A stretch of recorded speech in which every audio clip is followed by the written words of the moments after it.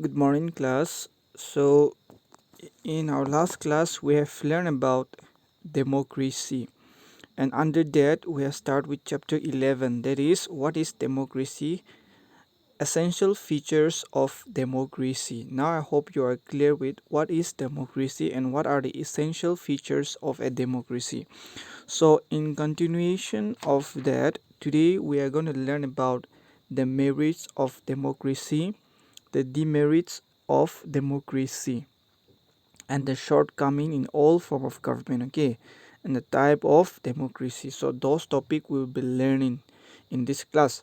So before that, let's learn what are some of the benefits of democracy. So as you can see, point number one, the main important or the advantage of having democratic form of government is a democratic government is a better form of government because it is more accountable form of government.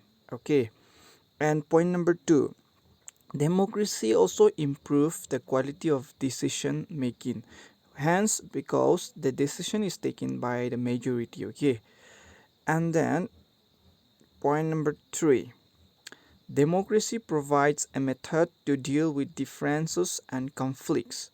It is suitable in the countries like India because India having diversity of language, we speak different language, religious, we follow different religion and culture. We also practice different culture. Hence, democracy in India made it possible to keep unity in diversity among all the diversities, okay, among all the tribe, among all the culture, among all the religious group. So these are some of the benefit or the merits of democracy. Similarly, let's look into what are some of the demerits of democracy.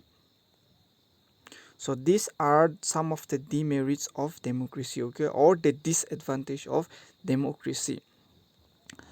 That is, in a democratic form of government, leaders keep changing in a democracy. This leads to instability. Why? Because every after 5 years, whenever there is an election, a leader keeps on changing and it is not stable. That is one of the demerits of democracy.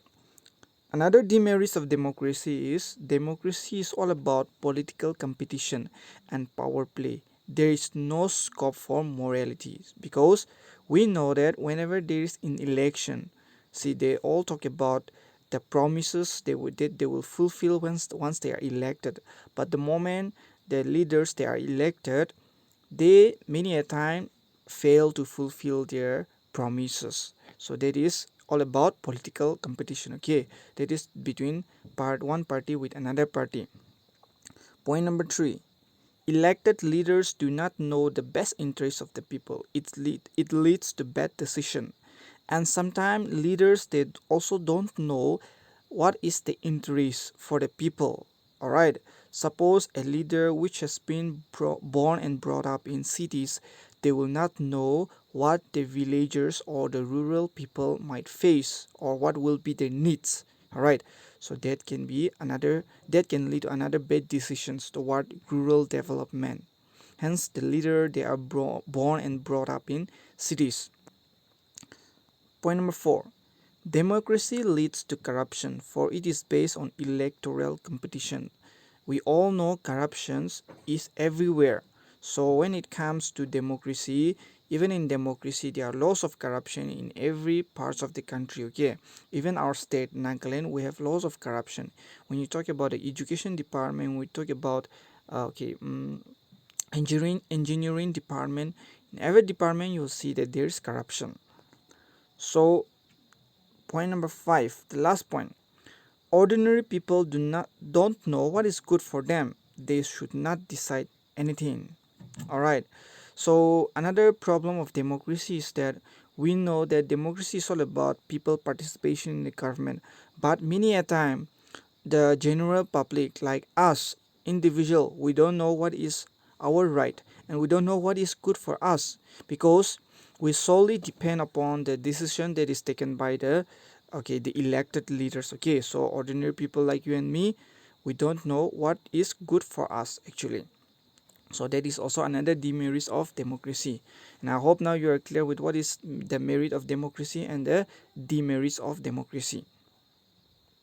Similarly, under democracy also there are two type of democracy. Okay, there is direct and another one is representative or indirect democracy. So direct democracy is derived from the Greek, okay, the Greeks, that is the Greece, present day Greece. And is everyone in direct democracy, everyone participates in government. That is through voting or every vote is counted in direct democracy. Another form of democracy is the indirect form of democracy, and it is derived from the Romans, okay, Rome, or it is derived from Romans or Rome, okay. It is also known as republic or republican form of democracy. And under indirect democracy, the people they participate by electing or by voting. Okay, so representative or delegates that are chosen in indirect democracy or participative democracy. Okay, so these are the system of democracy. Okay, one is called the parliamentary system under which the Indian government we follow, and one is called the presidential system that is followed by example like US. All right, so in India or the parliamentary system of democracy, there is executive, there is legislative, and there is citizens. All right, the citizens they elect the legislative they elect the executive. That is the form of government under parliamentary system, where the head of the government is the prime minister. Now, under the presidential system, as you can see, the citizens, okay, the citizens they elect both the legislative and the executive, unlike parliamentary system where the citizens they elect the legislative and in return the legislative they elect the executive. Here in presidential system, the citizens they elect both the legislative as well as the executive. So this is the difference between parliamentary system and presidential system under democracy. So also this is the chart under which the flow chart under which the government is function. The government functions under democracy. As you can see here, these are the electoral, okay, electorate. And here come they are divided into parliament, president, and assembly of expert. And on return, there is flow called the guardian council. This flow chart are called the VETS candidate, which means the veteran candidates. Okay, and here comes the cabinet and the supreme leader, and they consider as the head of judiciary, armed forces, and expediency council. As you can see, this portion they form under elected institution, and this portion they fall under appointed by elected institution. Okay, so this particular session they are elected by the elected institution. In other words, the appointed elected institution they also appoint another unelected institution. Okay, so referring to this portion. And as you can see from the given chart as well, the yellow mark, these are directly elected, okay, by the electorate. And you can see the black arrow mark, they are elected, they are appointed for or approved. All right, they are either appointed or they are approved, unlike the orange, not yellow but orange arrow mark, which they are directly elected, referring to this portion. Okay, and these are appointed. On the other hand, as you can see the dotted orange line referring to this line. Okay, so these are the VETS candidate, means the veteran candidate. Okay, I hope now you are clear with the flow chart. Okay, so who rules? Who rules? So as you can see in anarchical system, okay, no one rule the government. One ruled by one particular government, one particular person, they are known as monarchy or dictatorship. So under monarchical system or dictatorship, you'll see that one person rule the entire nation, and so there are certain government which are ruled by few individuals, they are known as oligarchy or junta. They are known by few individual person, okay? And all it talks about democracy, because under democracy it is ruled by everyone, okay, by the citizens. So they are direct and representative, as we have learned.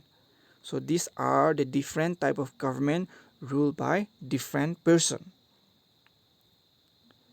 As you can see from the following chart, from the following diagram as mentioned here, you see that democracy has grown across the world, okay, that is over the past 4 decades. All right, over the past 40 years ago, okay. As you can see the chart or the following figures as indicated here from the figures, you can see that in 1977 democracy was very few, as you can see from the blue line indicated portion, okay. They were just few democratic countries.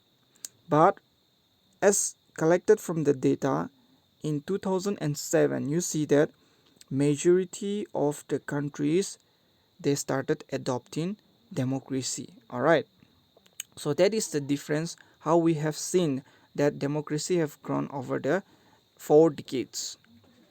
So more than half of government are now democratic form of government, as you can see from the flow chart, okay.